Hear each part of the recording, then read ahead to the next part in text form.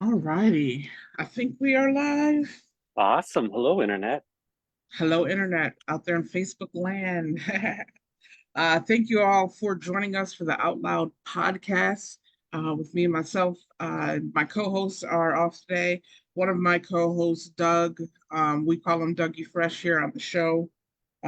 Recently, he had a fire. Oh no. He's out right now. So send some good energy his way, good thoughts his way. And if you follow him on social media, maybe throw something in his cash app to help him get some new place to stay. Um, but the Out Loud podcast, we are here talking about topics that affect LGBTQ2S plus individuals in concordance with the Out Loud anthology from Red or Green Books. Um, Today, we are talking about coming out, as this Friday is National Coming Out Day, October 11th. Yes, yes, yes. And we are also featuring Matthew Brown, who is in the building with us today. Not really, but it looks nicer where he's at. Um, Matthew, tell us a little bit about yourself. I see Rich is telling me you did Albuquerque Slam. You're a big deal. Tell us a little bit Thank about you. you. I was born and raised in Aslan. New Mexico is and will always be my home. I grew up going to a lot of local poetry shows, so that intergenerational model was a huge part of my upbringing in the local slam scene in Albuquerque. I graduated from Albuquerque High. I was on a bunch of teams with folks like Mercedes and Eva, and just like a lot of wonderful humans, the Don MacGyvers and the Jessica Helen Lopez's. And so those people really influenced my writing and my craft growing up. Now I call Colorado home, but when people ask me where I'm from, I always start with the beginning and say that I was born and raised in New Mexico. It blew kind of away, but I have a giant New Mexican flag on the other side of that thing. So, always represent. I've got my Zia tattoo. So that's just like an elevator pitch of a little bit of my story. Good, good. And yeah, I do know a few of those names, amazing writers. So that's awesome to have that influence. Um, so today we're focusing most on National Coming Out Day. Like I said, that's this Friday, the 11th. And it was to maintain or create positivity around coming out. And I know a lot of times on the show, we do have to iterate that while recently some of these things seem maybe outdated, we are of an age, right, where we remember where those things may not have been as celebrated before. Um, I recently had a friend who had issues with their coming out. It hasn't always been safe and celebrated. Um, do you mind, Matthew, sharing with us your coming out story or your ideas around the topic? Yeah, absolutely. So like many folks, coming out is kind of like a lifelong process that never really ends, but kind of going to the beginning. I have two really unique coming out stories. One was really positive and one was less so. And so I kind of got to experience both of the spectrum. So I always knew that I was queer growing up. That was just always a part of my soul out of the box. And I remember having, a mom that I was really close with that I think she always kind of knew to begin with, just because a lot of mothers do tend to kind of know, especially with their firstborn sons. And so when I was, I'd say in about high school, maybe my freshman year, I remember waking up that day and knowing that day when I woke up that that was the day I was going to come out to her. And I remember carrying that weight in my chest all day through my freshman year of high school. I remember waiting for her to pick me up, and it was just like a stone in my stomach. And the whole drive home, I didn't say anything, and I was kind of thinking about how to do it. And then finally, I just kind of came out with it, and I was just like, "Mom, I have to tell you something, and I'm gay." And she was already waiting for me to do that. And I think along the way, there were little breadcrumbs that she left for me to let me know that when I'm ready, or if it makes sense, that I can come out and that it's okay. And so obviously that's what every queer youth needs, is that sort of relationship and that confidence of knowing that it is safe to come out, because you know at the heart of coming out is the issue of safety and the fact that not everyone has the ability to do so. And so that was Right. one huge formative experience, a very positive one. But not long after, while I was still in high school, I remember being out at school, but not out to the rest of my family. And I had a cousin who went to high school with, and he had heard a rumor about me, and it ended up finding its way to my father. And I remember he called me on a Sunday, and was just extremely homophobic and asking a lot of questions and insinuations. And he called me a lot of homophobic slurs, and it was incredibly difficult and incredibly traumatizing. And I just remember telling my dad, I was just like, you can say that I'm going to hell, but there are things that you have done that if that's the case, then like I'll see you there type of deal. Like, just throwing that same vitriol and energy back. And I was only 13, 14 at the time. So it was a really heavy thing. But my father was always really homophobic. There are memories I have, even when I was younger, that it was something that I was preparing for. And it was incredibly difficult growing up, knowing that one of your parents, one of the people who brought you in this world, is going to be disappointed in you. And it's just a matter of time. And when we finally did reach that blowout, it was worse than I could have imagined. And it was really difficult. It put a tremendous schism between my father and I. And only, I'd say, within the past 2 years have we come around in ways that I never thought that we could. Now I'm at a point where my father knows that I'm gay. He has met my fiance. He has given him a gift, which is something that I'd never think would happen. And he wants to come to my wedding. So the topography, that like character arc, has just been so incredible. And I know that not every homophobic parent sees the light in that way. Sometimes they never reach it. But it was just a really incredible thing to see what, a decade and some change could really do, and just removing myself from the situation and coming back around, having built an entire life for myself. So yeah, both experiences coming out, good and bad experience. Yeah, and I'm happy that your father has came around. Thank you. And you said in the beginning it's been a lifelong journey, and that's something that I tell people a lot. It's not just this one event. It's not I'm coming out and then the whole world knows and then you're good, Yeah. right? It's something, every time you get a new job or every time you meet someone new, or it's a constant thing that you're going throughout your life. Um, I actually had a friend recently who was like, I've been this way so long, but they finally told like an uncle or someone who had the same kind of like very heated thing. And I was like, I understand, but again, it's a journey. It continues to happen. Um, and mine was similar to yours in the fact that my mother knew before I even knew, I think. Because she would always make jokes about it, and I'd be like, I'm not gay. I never said I was gay. And then like one day I was just like, oh, this is my girlfriend. And she was like, oh, duh. Right. But and I was thankful for that. But it's the other people in the family. They find out and then they started negative things. And I don't talk to a lot of them anymore either. Um, but yeah, I also used to work at this place called the Safe House, or well, volunteer there when I was a teenager. And what it was a home for youth that had ran away because they were unsafe at home.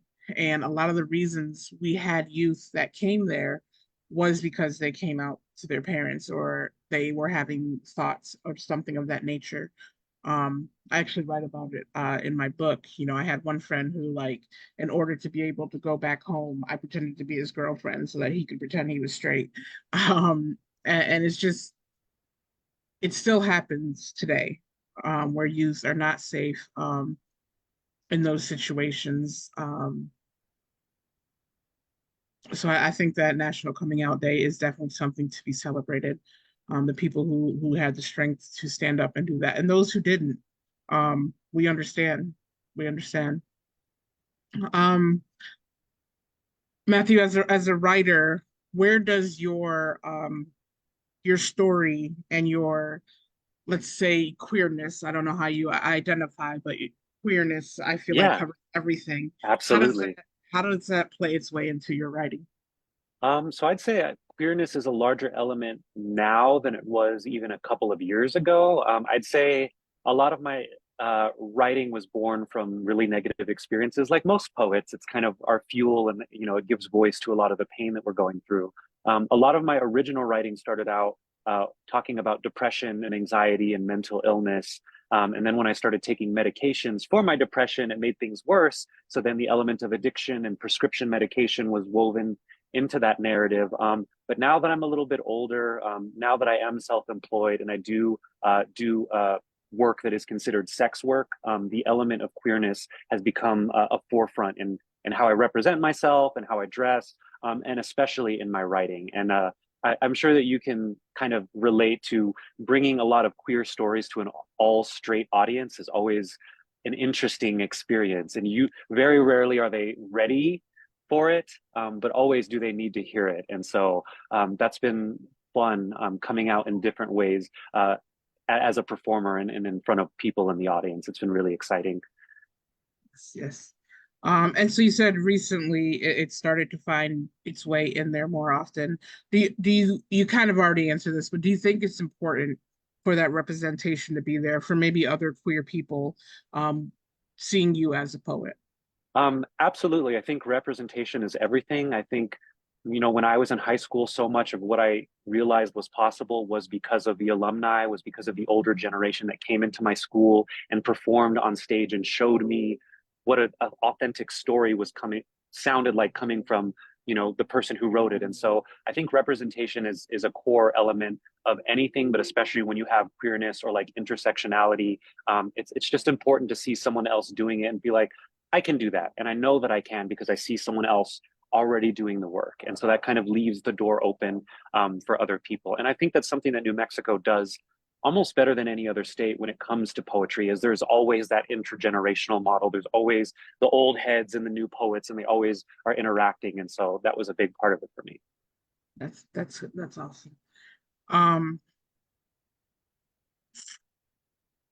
trying to think of how to word this question. Of course. Because you're over there. Colorado, as far as I know, is pretty liberal. I know Albuquerque's like in the middle, right? Yeah, they're very Uh, much sister cities or so sister like states. Yeah. for the current political climate, um, and the attempt to take away a lot of rights for the members of the community, what is an important message that you want to give to the younger generation or those who are struggling, maybe even in states where it's a little more conservative and they're more at a challenge? So I'm very much a fan of like the scorched earth approach. I think that there are people out there that are not going to like you or your lifestyle, no matter how you live it, regardless of whether it's family friendly or not. There are people that are just not going to like you. So I'm of the belief that you should rub your queerness in everyone's faces. You should be so queer and so loud that it's unavoidable.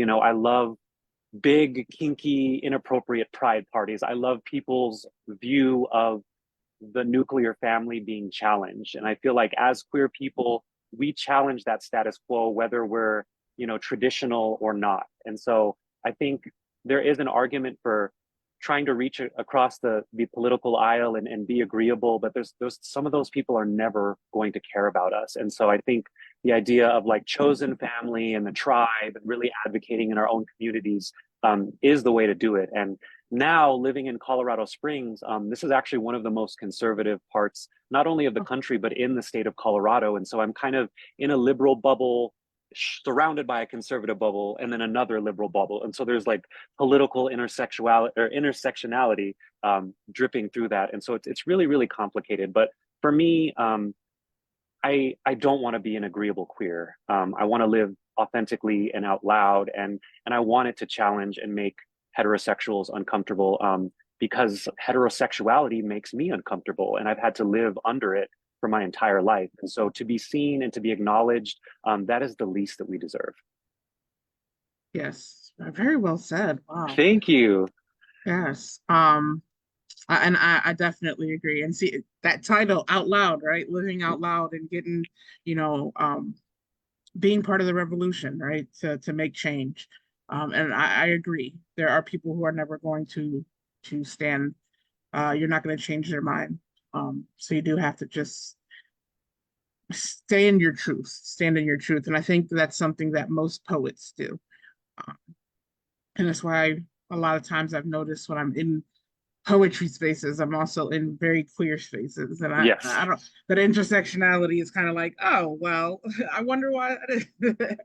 um, but yes, I agree.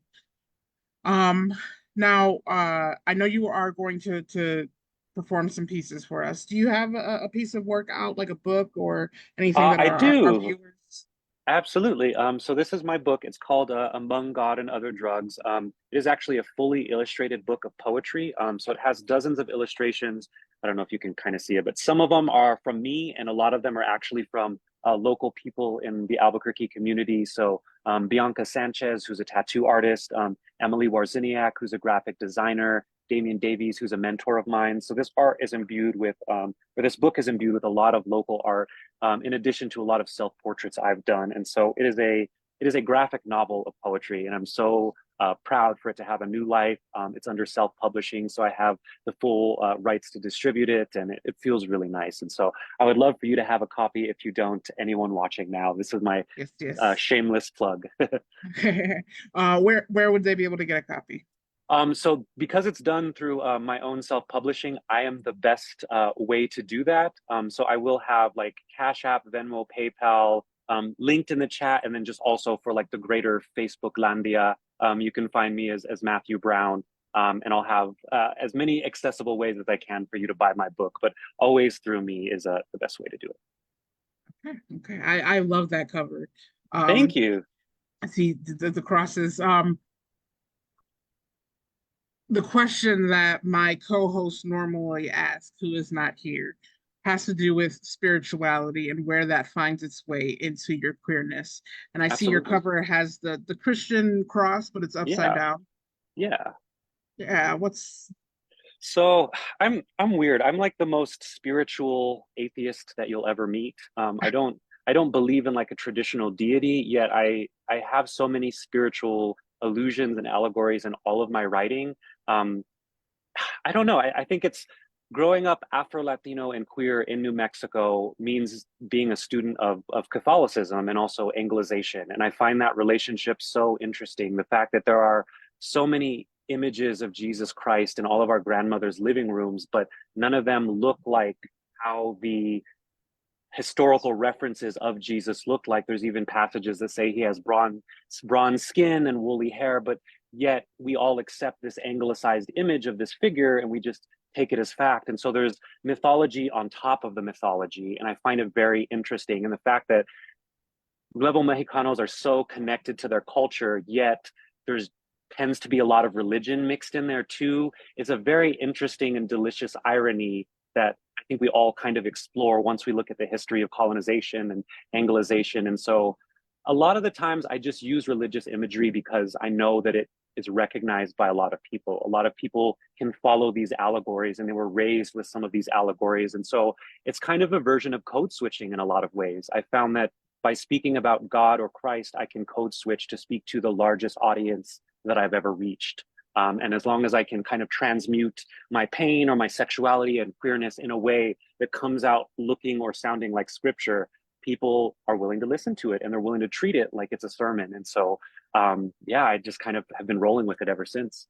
yeah, wow, that's powerful. I too do put a lot of like religious into my work, but I wouldn't label myself an atheist, but yeah. And it's funny that you talk about how Albuquerque is very Catholicized. Yeah, Um, when we were there, I was there I think a month ago, probably 2 months. Time has it's gone just a continuum now. It stretches. it's so bad now. But we were Marissa Yes. had taken us to an ice cream shop, and the people selling material were natives, and I found it weird because I was like, oh, I want to get like a dream catcher or something, but everything like spiritual in their shop had like Jesus or Catholicism, and I Mm, was just like, that's so weird. Like, right. not weird. I don't want to say weird because whatever avenue you find, that's the avenue you find. It was just see having it be so native and still so Catholic. I Yeah. was It's almost like that's weird. a contrast between like the past and the present in a lot of different ways. Like there's old school and new school mixed together living in someone. And I think that's Yeah, really powerful. yeah, yeah. Yeah, and that was different for me about Albuquerque, but I still it was still beautiful. It was just the thought it got me thinking, Yeah, absolutely. especially as a poet, it's always going to get you thinking. Yes. All right, so we're at the 6:30 mark. I'm going to give you 15 minutes Awesome. to read us some of your work, promote yourself if you want, whatever you want. You got 15 minutes. All right. Awesome. I'm gonna try to do them all memorized. We'll see if it still lives up there. It's been like maybe a couple weeks since I've slammed, so we'll see. But in honor of Coming Out Day and the theme of queerness, I've got a couple of pieces that kind of match that avenue. So, All right. if I should die at some unruly hour, for the love of God, please bury me in Versace. Lower me in a gold trimmed floral print Oraton casket filled with rhinestones on the first day of spring. Tell God and all of the other angels to put down their toys and part the clouds for my arrival. An azure runway category is me. I want Adam and David to chauffeur my wayward soul to heaven. May they arrive naked and shorn, baptized in liquid marble, deltoids, quads, obliques, and alabaster flecks, gold in ratio, the house down, tell Eve, and Coco Chanel, and all of those other jealous queens to watch from the garden as this procession of XY chromosomes, birds of a feather, a holy trail of ash, poppers, and milk. And at the falling of the first tear, bring on the orchestra. But instead of the ringing of brass, it will be the bricks of Sodom crumbling back down to earth. The hammering of Christ's crucifixion when he died for our sins, he did mean all of them. And as the sky gives way, let it rain beads of sweat from every Greek and Roman bathhouse closed in the name of quarantine or salvation. The audience will raise their tongues as this Eucharist dances from warm, soft palate to back of throat, knees trembling, and amidst it all, by the glory of the divine, let each patron see an unrequited lover at the other end of my funeral. An old flame lost to decades and circumstance. May they meet here now and make love in my honor. May the final view beyond the pearly gates be a dozen bodies locked together, grief consummated in flesh. And in that final moment before the clouds meet, may the parting words that pass through my lips be the name Gianni Versace. Thank you. And I'll go ahead and just kind of roll into the next poem. I'm actually going to read this one off of my phone, which is what I'm streaming on. So it's going to be very interesting. I'm going to be like looking right at you. This is a poem I wrote about my time in Denver shortly after moving there and just kind of what it was like being somewhere new. So let's see if I have it right here.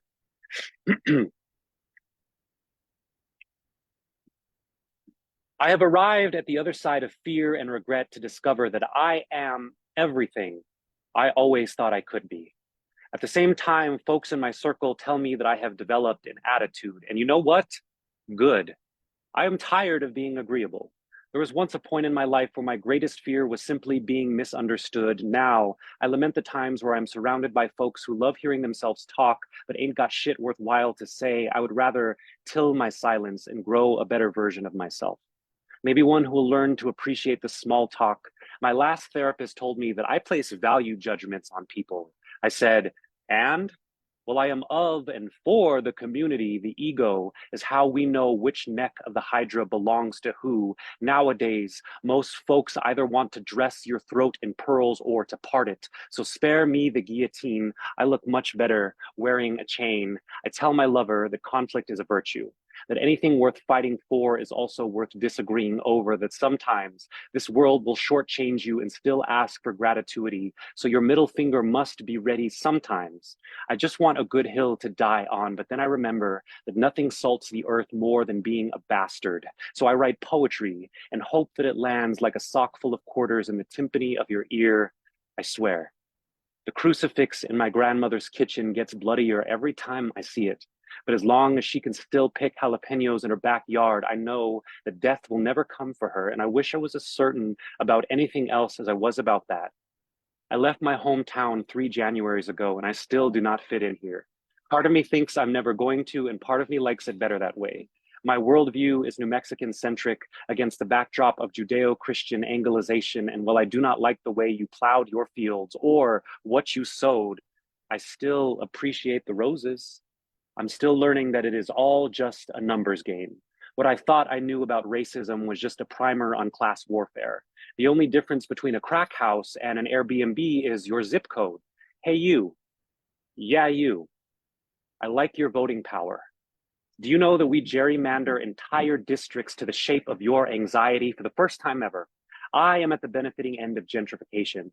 And then I taste the food and I realize they didn't even do that shit right. So what was the point?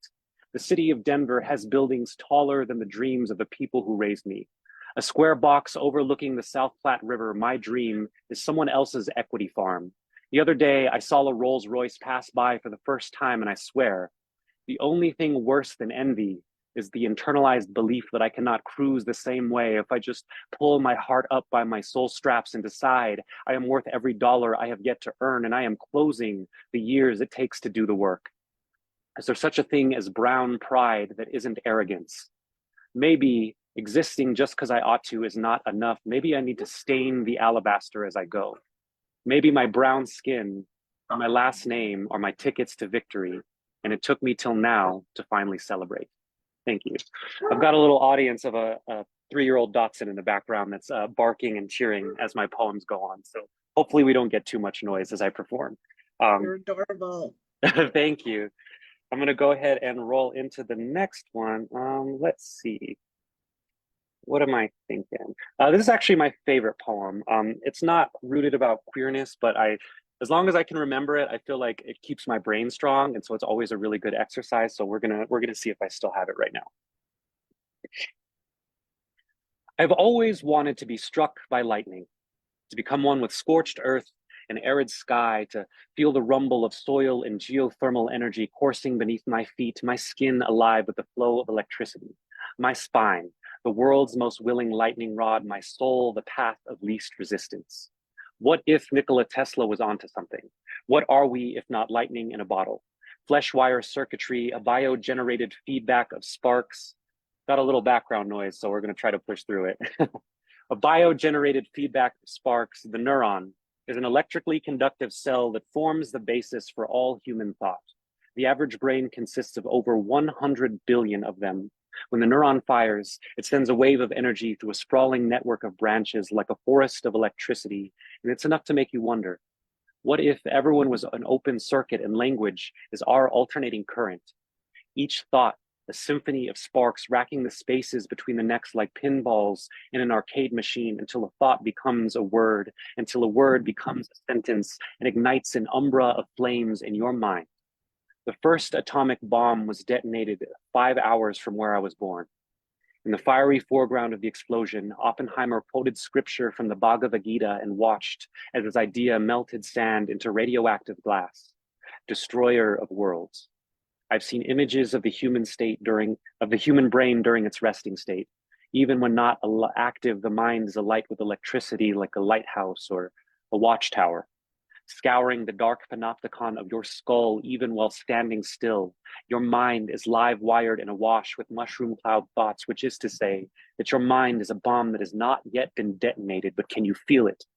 Like a beast in the night, all coil and crackle and flint mouth, white hot and burning inside your skull. Imagine it until the pilot light in your soul is as bright and as hot as the Big Bang. Imagine it until it's all right there like a shadow painted against the cave wall for everyone to see. Imagine until your thoughts become so crackling electric that your mind arises from the masses as you begin to levitate between two thundering coils of spark, like Edison, like Tesla, like Einstein, Hawking, and God, like being struck by lightning.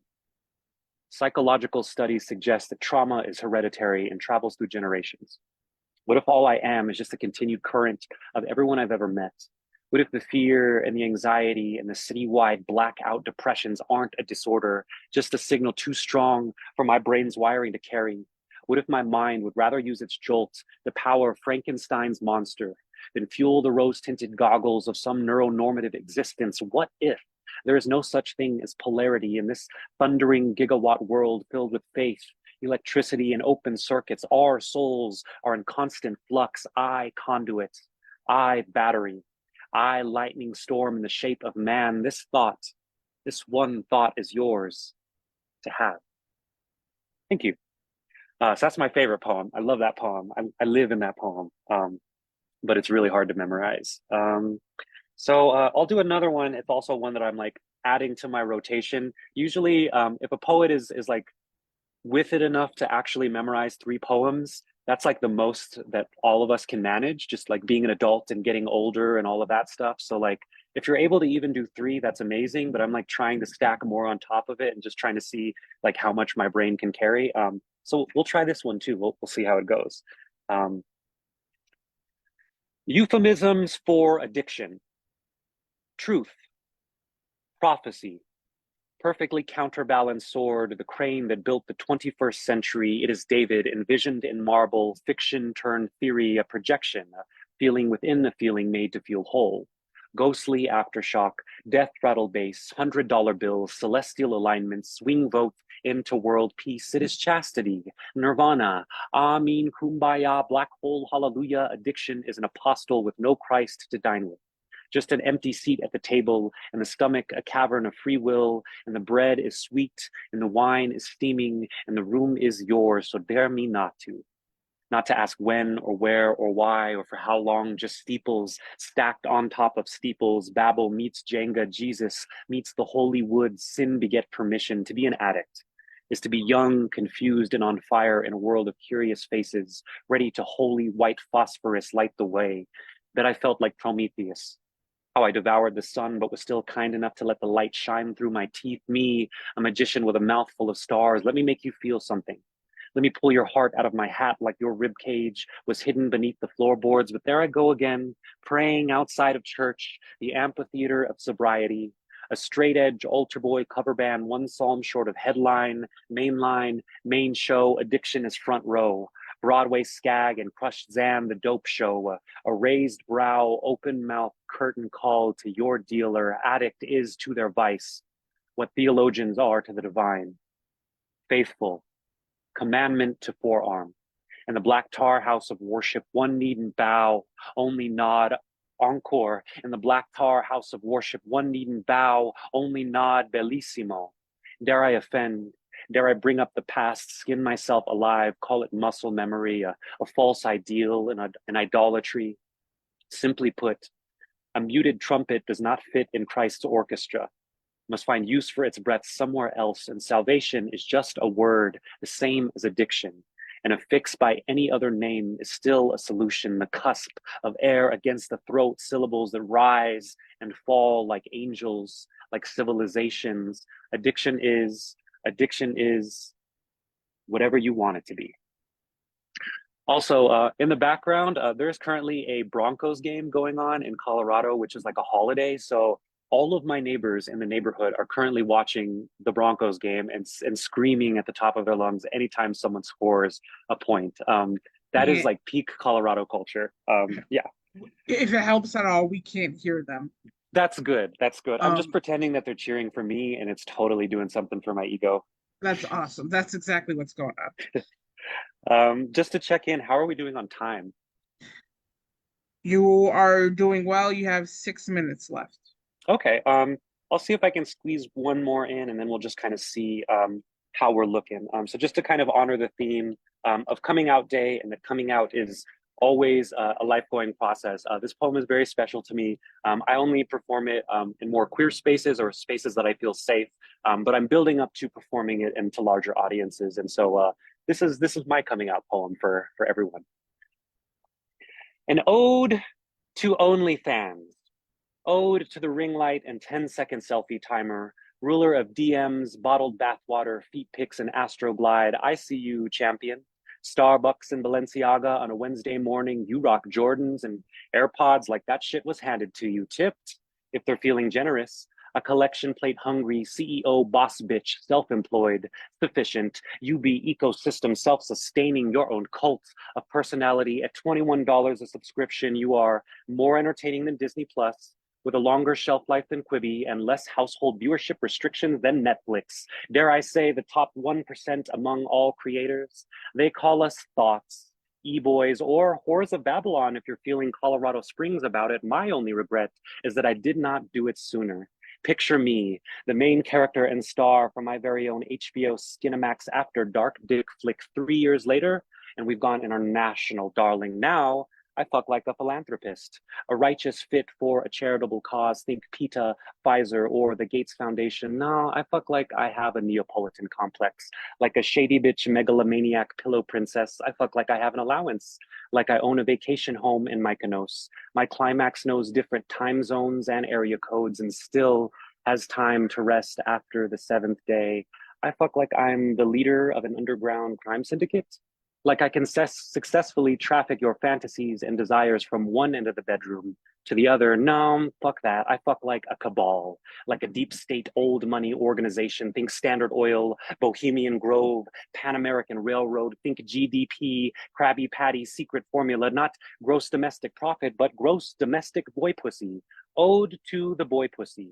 Ode to the girl dick, to the man cunt, to the parts of our bodies not recognized by heteronormative culture. You fuck to create life. We fuck to survive, to put food on the table, to help pay a rent or a mortgage. We are the champions. In a world of phallocentrism, I have forged a path with nothing more than my own submission. Me, the Zen faggot guru esoteric kinkster, electric body bag, cherry bomb philosopher, poetic porn star, and lover of man, I am proud to be number one on OnlyFans. Thank you so much. A bunch of people in my neighborhood cheered in their houses, so that means that they were listening and they really loved it. Absolutely. Electric body bag. That goes back to the other poem you did. I really love that. Yes, yeah, I like to like play with lines and it's fun. So yeah, I'll see. I have one more if we have enough time. Yeah. I will read it off of paper if I can find it. There's that sound again. I think someone literally just has like a horn that they're spinning, and every time the Broncos score, they're just like sounding the horn. It's so interesting. I do not like sports at all, so it amuses me tremendously to see how excited everyone is.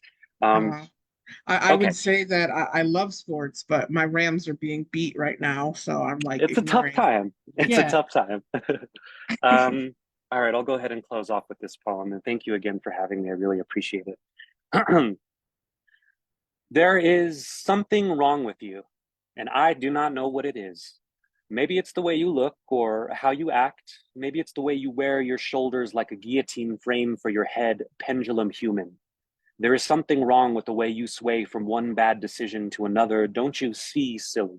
There are only two directions: forward towards your fear and the familiar warmth of a cave, both controlled by forces unyielding to your disposition or mood. Inertia sends you forward, but momentum is what keeps you there.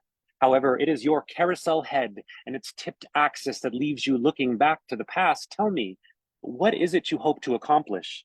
To reinvent the wheel without a hammer and call it magic or capitalism? Build a telescope big enough to store your ghosts, interstellar phylactery. Hide your demons behind layers of glass, so when the light comes, it turns your pain into a kaleidoscope. See the way the grief casts a shadow, make it dance like a ballerina, plie, quarter life crisis, releve, straight jacket, leotard, ronde de jambe, rock bottom, watch your life flicker in the mouth of an overhead projector. You, hypomanic time traveler. See each still frame preserved in amber, a supercut of an old grudge that leaps through the screen to haunt you, bloody technicolor and Nosferatu black and white. You, the millennium zeitgeist with a new age spark. There is something wrong with you in the way you play shadow puppets in the dark. Thank you.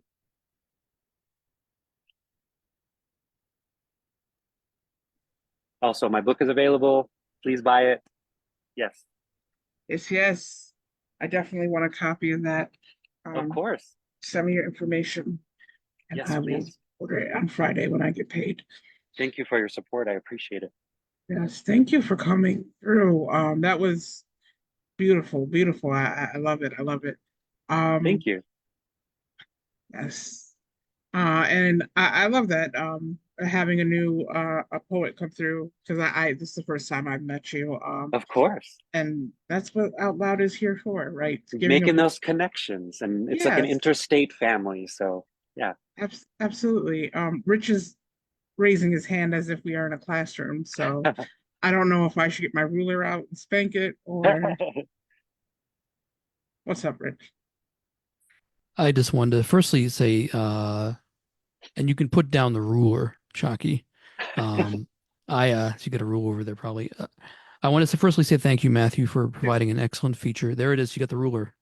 Um, Unsurprisingly, a well done, well constructed, well thought out feature. I know you to be somebody who has been enduringly meticulous with your work, and I say that with experience because Matthew and I have on occasion shared the stage in different events in Albuquerque, which I've always been honored to be able to say that I've been on the same stage with Matthew. Not we Likewise. haven't been teammates, but we are alumnus of the same organization.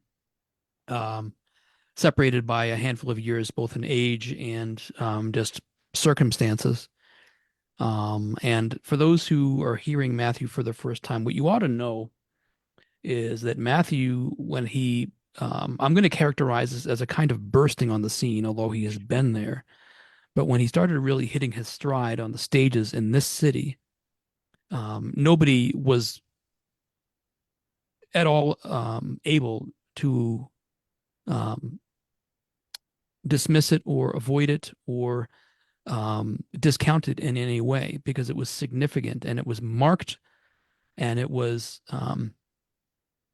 crystal clear that here we had somebody upon his entrance to the scene who had the temerity to bring good writing to poetry slams. And that is something that I think has always been evident when you hear Matthew's work. And as a quick aside, as an atheist, a confirmed atheist, I definitely resonated with what you said about involving religious terminology in the work because you know that people will connect with it, whether or not it does anything for you at all. I was raised Catholic. I think you and I once spoke about this. I was raised Catholic a very, very long time ago. Um, and when I reached the age of reason, I was no longer anything like a believer in anything. That seeing a lover die in your arms has that effect on you.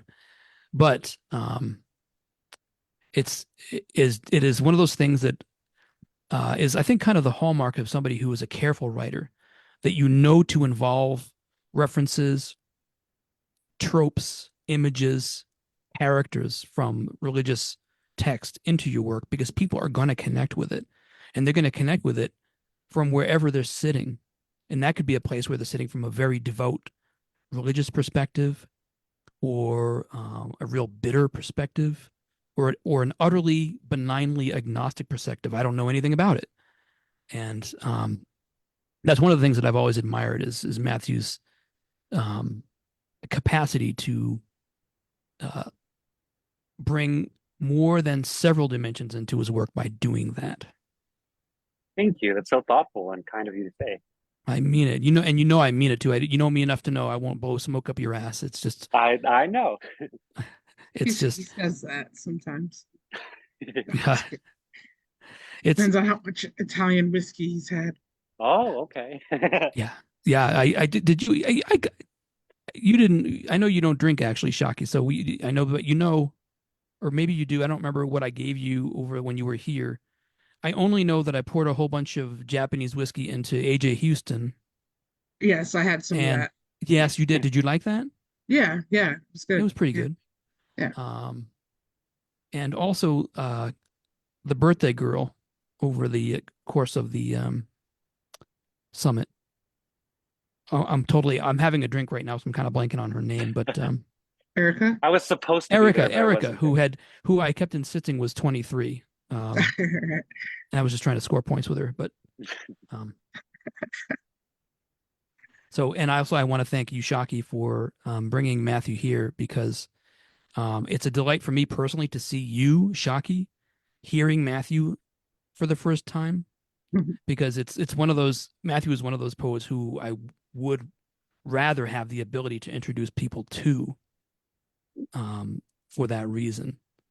There's a few people. I have kind of a jaded perspective of the Albuquerque's literary community, and that's just kind of my own baggage. But